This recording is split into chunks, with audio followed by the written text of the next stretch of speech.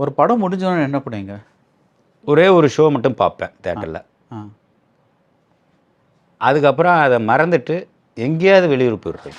ஃப்ரெண்ட்ஸுகளோட வெளியூர் போகிற ஒரு மாதம் சுற்றிட்டு இருந்துட்டு வர்றது. அதுக்கப்புறம் தான் திரும்ப நமக்கு சினிமாவில் நம்ம இருக்கிறோம், நம்ம சென்னை கிளம்பணும்னு சொல்லி அதுக்கப்புறம் கிளம்பி வருவோம். ஸோ இப்போ வணங்கான் கதை கிட்டத்தட்ட 2 மாதம் 3 மாதம் உட்காந்து அந்த இது இன்னும் மாறி மாறி மாறி மாறி மாறி பார்த்து பேசி பார்த்தோம்.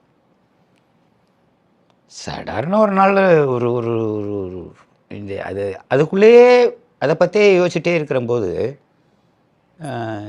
திடீர்னு பாதை மாறிடும். நம்மளோட சிந்தனை அப்படி கொஞ்சம் விலகி ஓடும்.